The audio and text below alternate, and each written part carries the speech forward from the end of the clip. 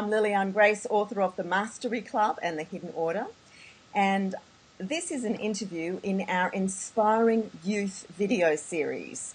So I'm here with Jennifer Lewis from New Zealand, who I met just recently on email. I actually met her mother first, and her mother sent me a little audio clip of Jennifer's, what she called her ramblings about my books and what they were making her think about.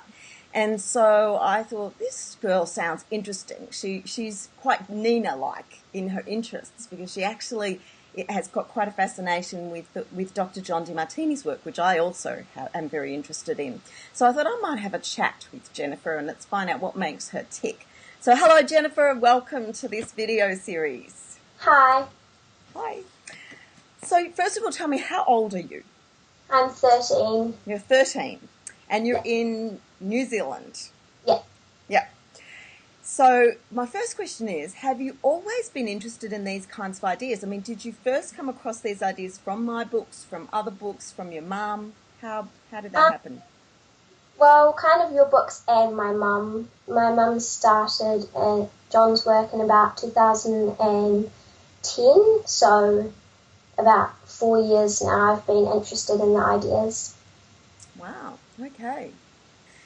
So what was it about these ideas that interested you then and interests you now? What caught your attention? I don't really know, they just kind of interest me and kind of are a big part of my life, and I do lots of work around different people and things like that. So when you say you do a lot of work around different people, so do you mean that you take Dr. DeMartini's method of working through issues with people and you work through those issues yourself? Yeah. Okay, yes. Cool. Because, you know, in the Mastery Club, at the end of the Mastery Club, Nina, who's our greenhead character who teaches all these ideas to the other kids, her goal is to go and do an adult workshop seminar type of thing, a little bit like what you've gone off to do, isn't it? And yeah. So that's where, you know, you caught my attention as being very Nina-like. And you've actually described yourself as feeling as if Nina and Natalie are even your sisters, haven't you? Yeah. Yeah.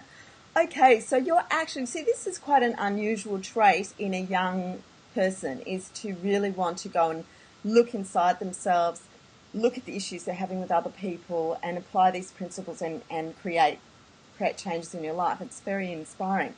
So what specifically do you do when you sit with your mum and you do this DeMartini work? Well, I kind of just work around different people that I think that are bothering me, so I'll do a bit of work on them and then I feel a lot better about them so that I can just carry on normally. Fantastic. We've included some of those principles and you know, like elements of the method in the 10 Lessons Mastery Club program that I've created that we're taking out to schools and the community at the moment. And really, I feel like it's the secret weapon of our program because it's such powerful stuff, isn't it? Have you found that you've been really, really taken aback by the change in your own attitude to people after you've done this work? Yes, very. Yeah, it's quite extraordinary, isn't it? So have you had issues, and you know, you just let me know what you feel comfortable to say. You don't have to say anything you don't feel comfortable about. But have you had issues with bullying, or, you know, has it mostly been kids, or has it been issues with teachers? Can you give an indication of the kinds of issues you've dealt with? Well, I don't get bullied, but I also have my cousins and other friends that kind of do get bullied, so I also find that I can help them. Oh, lovely. So, yeah. And I kind of do work around my dad and people that I feel kind of bothered with, so I do work on them and it helps me feel a lot closer to them. Fantastic, because that's the other really good, you know, big reason for this work, isn't it, is to deepen relationships and open the hearts to people. Yeah. And I find that my school has really helped that. Every day we have a relaxation session, so we all sit down on the couches and we just relax and go inside ourselves and think about what's bothering us. That's a really lovely thing. Let's give your school a plug. Do you want to say what name of the school it is? Yeah, Seven Oaks School in Christchurch. Seven Oaks, what a lovely name. Yeah, and it's a holistic school, so we do lots of gardening, and we have tree huts, and the way they teach learning is about just being in with your mind and being present and all those kinds of things. Nice. Okay. I've been there for nearly 5 years, and I'm one of the foundation students there as well. Yes, I remember that from your email. Well, that sounds like a really lovely school to be involved with, a small school that's very child focused and very holistic and doing mindfulness sort of work. That sounds great. Okay, and so have you worked with the DeMartini method with friendship issues and things like that? Yeah, kind of. Like, I have tried talking to my friends about it, but they're not incredibly interested, but I'm trying to get them more interested this year, and I'm going to start my own mastery club in my class because my teacher's very open to it. Oh, fantastic. I'm going to be very interested to hear how that goes. Make sure you keep me in the loop. Oh, wonderful. So is that going to be a sort of after school or lunchtime club or something like that? Yeah, probably lunchtime kind of thing, and maybe we'll do like a first thing in the morning kind of meet up about our goals and stuff. Fantastic. Okay, that's wonderful. I'm going to be very interested to hear how you go. Now, so you did one of Dr. DeMartini's programs, didn't you? Yes. Was that the breakthrough experience or? No, it was overcoming obstacles or something like that. And that was the first time that I met him, and me and my mum had dinner with him. Wow. And it was nice. Yeah. How did you pull that off? I don't know. My mum's best friend is kind of looks after him and arranges all his things. So we arranged that, and it was just me, him, and my mum. Oh, that's very nice. Well done. That's very nice. So what was it about that program? Can you remember what it was that really stayed with you? Because often, you know, when we go to an event like that, there's something that really hits home and stays with us. So what was it for you? It was kind of just like everything, and I had bits of paper and I wrote down everything that kind of stood out to me, and then my mum showed John and got him to sign it, and he said that it basically was a short version of everything that he had said, so that was quite awesome. Okay, so you managed to capture all of his main points on your piece of paper. Yeah. Yep. And I was only 10. Yeah. Do you think, Jennifer, that this is a path you're going to be interested in going down yourself as an adult, to be a speaker or a teacher of this sort of material? Yeah? Yeah, definitely. I really enjoy it, and it's kind of like my whole life. Yeah. Yeah, you've got that real clarity of, you know, this is what interests you and this is what you focused on, and so it's very likely that this is the path you're going to go down, huh? Yeah. Yeah, fantastic. Very Nina-like, I must say.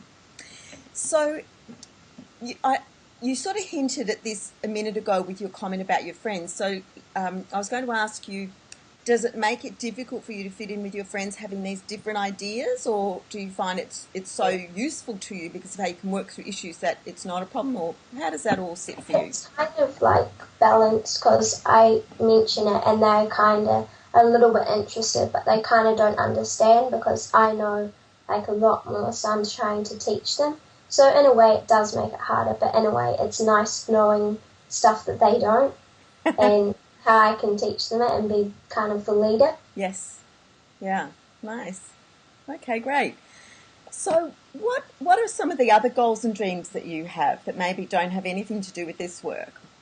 Well, I've been planning a trip to Paris, and I've been filming and I've got my goals and everything, and I am also a really good singer, so I also hope to be one day like Claude and become famous. So, yeah.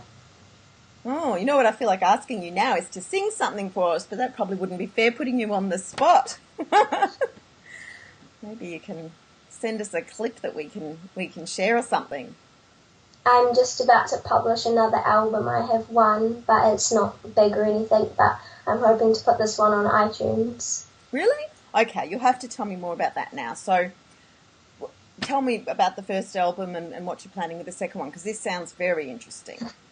Okay, so the first one had 2 songs and I was only 11, and I'm with my singing teacher. He also does recording, called Ryan Neville in Christchurch, and I've always been writing my own songs since I was 7, and they weren't very good, but now they're getting longer and I can write them without playing an instrument. So I just think of a tune and then I just write them.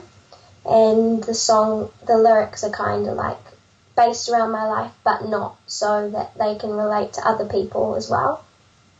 I'm intrigued. I'm going to have to hear your song, so make sure you send me the link. Yeah. All right. And what kind of style of music is it? Does it fit into a particular category or? Kinda. My favourite type of music is kind of pop, but they kind of fit into that category, but they might be a little more kind of country style as well. And so have you written the music and the lyrics and sung it? You've put the whole thing together, or? Well, I just make the tune, so yeah, and then the lyrics I write, and yeah, I sing it, and I record it onto my iPod, and then I show my teacher each week. So I'm hoping to have this album out by the end of the year, which will be awesome. Yeah, sounds wonderful. I'm very inspired. That's great. It's a really lovely goal to have. I think, most people have a really creative side to themselves with things they love to do that inspire them, and it's just great when people actually take action on it, and instead of just dreaming about it, when they actually do something. So that's I'm glad you shared that, because for the other young people who are watching this video who maybe have that dream themselves, it's great to see, well, here's someone who at 11, published her first musical album and has her next one in the pipeline at 13, and I think that's excellent.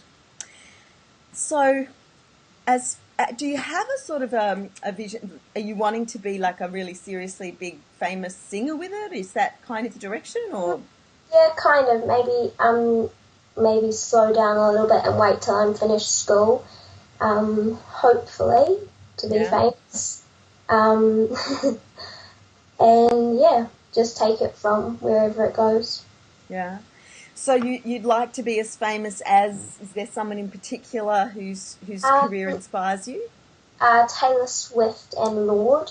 And like seeing Lorde being able to do it, I think that I could really do that as well, which is really cool. Yeah, wow.